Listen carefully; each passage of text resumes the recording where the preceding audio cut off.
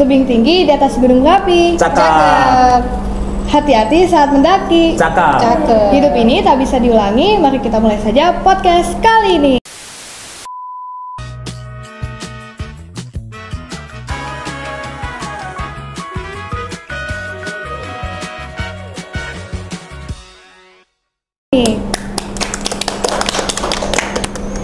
Halo sahabat Budi Mulia, selamat datang kembali di podcast SMP Budi Mulia Bogor. Gembira menjadi bintang.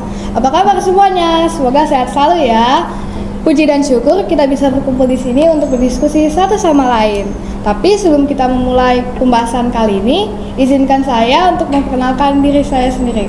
Halo semua, perkenalkan nama saya Kayla dan pada kesempatan kali ini saya akan menemani kalian dalam podcast kunjungan ke perpustakaan.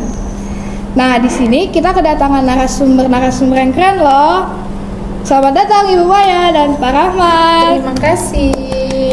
Oke, mungkin kita perkenalan dulu ya. Silakan dari Ibu Maya. Oke, perkenalkan nama Ibu Kumayawati, tetapi biasa dipanggil Bu Maya. Nah, di SMP Budi Mulia, Ibu sebagai kepala perpustakaan dan kebetulan Ibu juga membantu belajar pelajaran IPS. Itu saja perkenalannya. Terima kasih. Halo, perkenalkan nama Bapak Rahmat Tambobolon, biasa panggil Rahmat. Bapak sebagai petugas perpustakaan. Oke, halo Ibu dan Bapak. Halo semuanya. Baiklah, karena banyak nih hal-hal yang mau saya tanyakan ya. Kita mulai aja di topik. Ditanya ya Ibu ya. Iya. Kita mulai ya ke topik pertama. Saya tanyakan dulu ke Ibu Maya ya. Iya. Menurut Ibu, sejarah terciptanya Hari Kunjungan ke Perpustakaan itu apa sih, Bu? Aduh, sejarah ya. Iya. Moga-moga nggak bosan mendengarkan sejarah kunjungan perpustakaan. Tetapi secara singkat, Hari Kunjungan Perpustakaan itu ditetapkan sebenarnya idenya dari Kepala Perpustakaan Pusat waktu itu. Hanya Ibu tidak sebutkan namanya, yang jelas itu idenya kemudian diajukan oleh Presiden Soeharto, dikeluarkan karena tujuannya baik, dikeluarkanlah ketetapan Presiden, ada tab Presidennya Hari Kunjung Perpustakaan itu jatuh pada tanggal 14 September. Itu saja sejarah singkatnya. Dengan adanya Hari Kunjungan ke Perpustakaan ini pasti ada alasan atau tujuannya ya, Bu? Iya. Menurut pasti. Ibu tuh tujuannya apa sih? Tujuan pokoknya, tujuan utamanya adalah meningkatkan minat baca. Itu karena memang di Indonesia itu minat bacanya masih terlalu rendah dibandingkan negara-negara lain. Nah, dengan meningkatkan minat baca, karena perpustakaan itu identik dengan buku, meningkatkan minat baca dengan membaca itu akan banyak informasi yang bisa diperoleh. Apapun informasi bisa diperoleh dengan membaca, tidak harus datang langsung, pengalaman itu bisa dari membaca. Intinya itu minat baca. Jadi kita semua mesti datang ke perpustakaan nih biar meningkatkan minat dan baca kita Harus ya. Nah, kita Bu Maya udah nih. Kita lanjut ke Pak Rahmat ya. Deg-degan ini. Dekat. Janganlah. santai. Oke. Kalau menurut Pak Rahmat tuh pentingnya minat baca dan eksistensi perpustakaan ini apa sih, Pak? Yang pertama itu memperdalam literasi kita, tentunya memperbanyak wawasan. Ya. Dengan salah satunya dengan membaca data perpustakaan.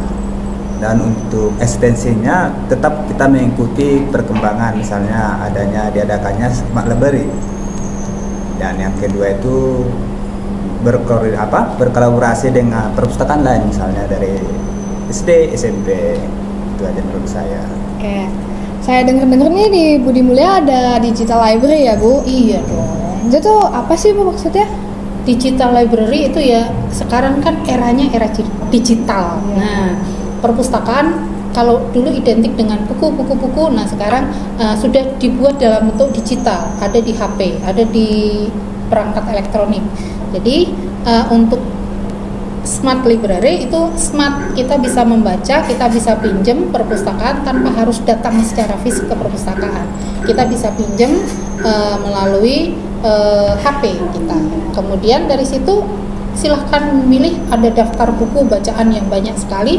Kemudian silahkan membaca dimanapun, bisa membaca buku perpustakaan dari Smart Library. Begitu. Iya. Dengan adanya ini kita jadi lebih mudah ya Bu untuk Iya, membacanya. betul. Kita jadi nggak perlu cari-cari buku lagi, tinggal buka HP, buka aplikasinya ya Bu. Betul. Oke. Ya, dimanfaatkan HP-nya. Tapi walaupun kita ada digital library ini, kita mesti tetap datang ke perpustakaan dong, pastinya ya kan. Iya. Nah, menurut Pak Rahmat ini, gimana sih cara meminjam buku yang benar di perpustakaan? Yang pertama, sebelum perpustakaan pastikan kita udah 3S. Apa tuh, Pertama, Pak? senyum, sapa, sama salam.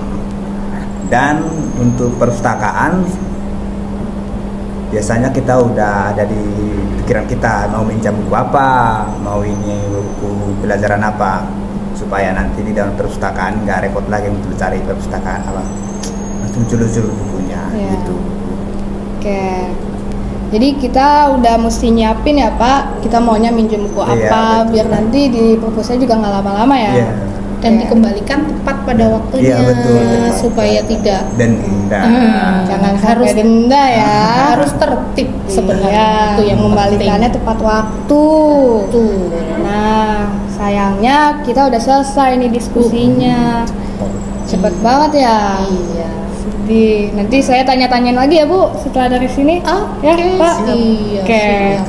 Oke, terima kasih ya Bu Maya dan Pak Rahmat untuk waktunya, untuk jawabannya di podcast hari ini.